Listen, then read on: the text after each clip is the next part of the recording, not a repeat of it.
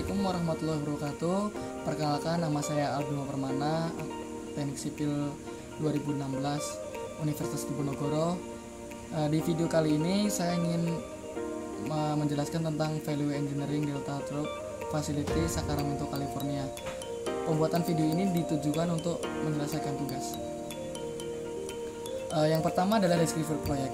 Proyek ini berfokus pada alternatif untuk kanal periferal yang disusun sebagai solusi untuk memotong sungai Sacramento dan San Joaquin River Delta untuk mengalirkan air sungai Sacramento langsung ke delta selatan.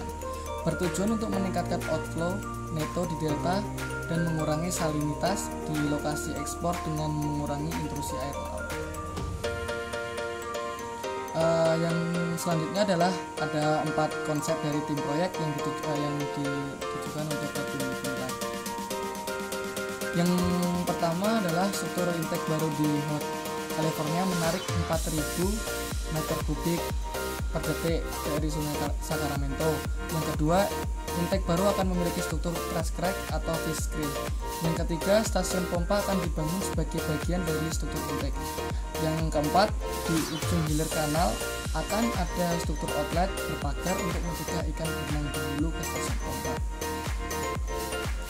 Ini adalah fasilitas intake, bisa dilihat pada gambar. Yang selanjutnya ada metode value engineering. Pada proyek ini penyesuaian dengan pedoman standar internasional atau SAFe yang menggunakan 6 fase pekerjaan dalam bentuk diskusi kelompok dengan anggota dari berbagai disiplin ilmu. Metode yang digunakan dalam value engineering ini adalah mencari alternatif solusi terbaik dari hubungan fungsi dengan hasil yang didapat dan disesuaikan antara harga maupun waktu. Di sini ada perkiraan biaya awal, yaitu proyek TDF ini adalah $360 juta.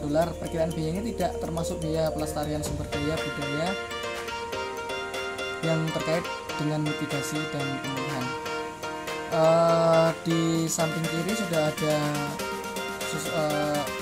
tabel tentang sub yang dibahas yang akan dibangun. Itu ada beberapa, yang total semuanya adalah 350 sekian juta dolar yang dibulatkan menjadi 360 juta dolar. Oke, selanjutnya adalah pre-workshop, workshop, dan pasca workshop. Apa itu pre-workshop? Yaitu pre-workshop dilakukan untuk mempersiapkan pengajuan pertanyaan dari berbagai pemangku kepentingan proyek selama presentasi di awal lokakarya. Kemudian workshop sendiri ada 6 fase, yaitu yang pertama ada fase informasi, di mana di fase informasi ini adalah penting untuk memahami latar belakang proyek, dari mana rencana itu dikembangkan. Latar belakang ini disediakan dalam ikhtisar lisan oleh DWR. Yang selanjutnya adalah analisis fungsi, di mana di analisis fungsi ini jantung dari proses FM dan merupakan kegiatan utama yang membedakan proses FM dan dari praktik pemecahan masalah atau peningkatannya. Analisis fungsi ditingkatkan dan menggunakan fungsi analisis sistem teknik atau FAS yang memungkinkan anggota tim untuk memahami bagaimana fungsi suatu proyek saling berhubungan. Yang kemudian adalah yang ketiga, fase kreatif.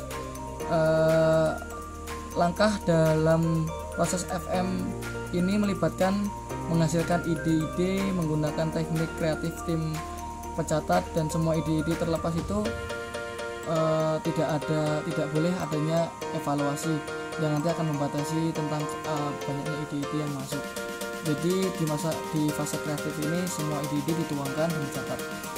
Yang kemudian ada fase keempat adalah fase evaluasi, di mana fase evaluasi ini memilih ide-ide dengan presentasi terbaik untuk pengembangan lebih lanjut. Dan kemudian adalah fase kelima adalah fase pengembangan.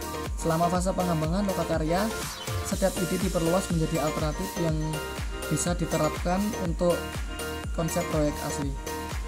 Pembangunan terdiri dari menyiapkan deskripsi alternatif nilai, mengevaluasi keuntungan dan kerugian, dan membuat bandingan biaya.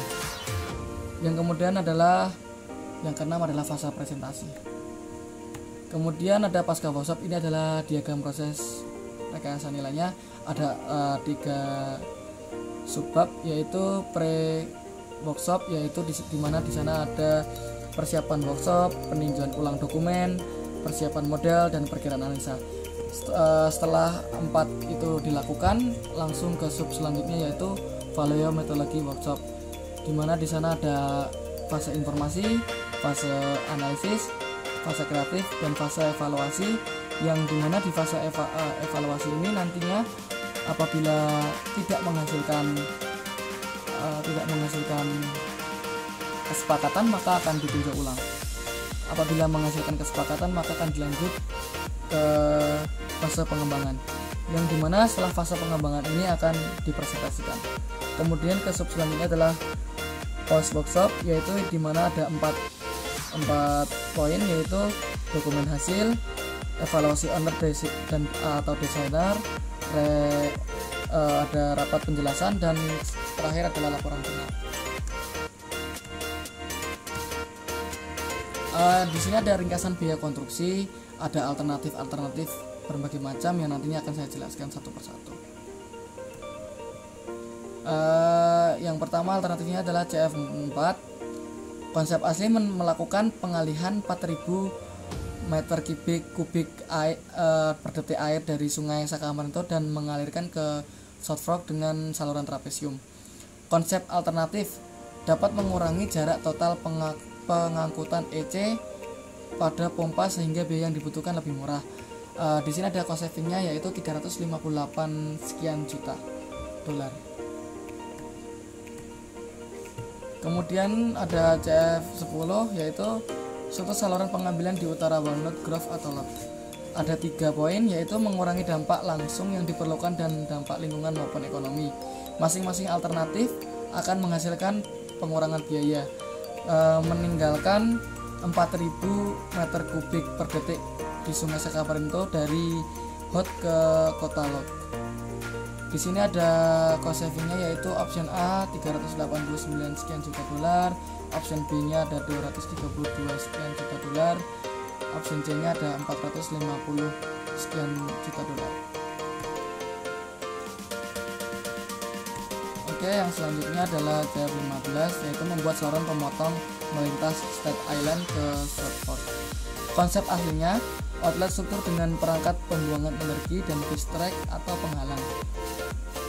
Konsep alternatifnya mengalihkan 4000 meter kubik per detik air di Sungai Sakamarento untuk dipindahkan ke South Fork di utara pertemuan dengan Beaver Slope. Ukuran pengalihan sama dengan konsep asli.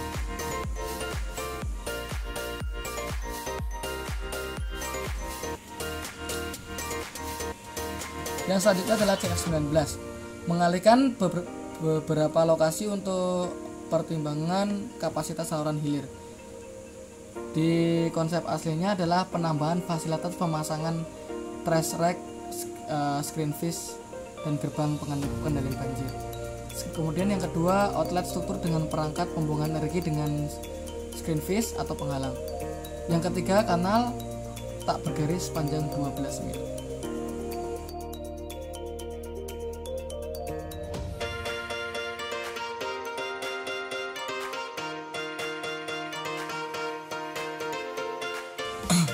Konsep alternatifnya adalah alternatif ini menyediakan pengendalian di berbagai lokasi yang memiliki kapasitas pengalihan gabungan hingga 4000 meter kubik per detik. Konfigurasi masing-masing pengalihan akan dikembangkan berdasarkan kapasitas saluran penerima hilir dan disesuaikan dengan jarak ke saluran penerima. Yang selanjutnya adalah CF38, yaitu meningkatkan kapasitas pengalihan saluran air DCC dan penambahan fish screens. Konsep aslinya fasilitas DCC yang akan menghubungkan Sungai Sakaramento dan dengan delta pusat dan selatan melalui Snodgrass Slope dan sistem Sungai Macellum. Fasilitas pengalihan yang memiliki dan dioperasikan oleh USBR saat ini mampu mengalihkan hingga sekitar 9000 kubik per detik air dengan gravitasi dari Sungai Sakamarento. Konsep alternatifnya adalah perbaikan gerbang DCC yang ada. Yang kedua, meningkatkan kapasitas pengalihan DCC dengan penambahan gerbang tambahan di sisi utara fasilitas yang ada. Dan alternatif konsep lainnya bisa dibaca sendiri. Kemudian yang terakhir adalah kesimpulan. Meskipun alinyemen saluran yang diusulkan untuk fasilitas truk delta bukan alinyemen yang menjadi pilihan utama, ada beberapa lokasi lain di mana air sungai Sacramento dapat dialihkan secara substansial akan mengurangi biaya. Oke, sekian yang bisa saya presentasikan. Banyak sekali kekurangan yang saya lakukan. Mohon maaf. Sekian, wassalamualaikum warahmatullahi wabarakatuh.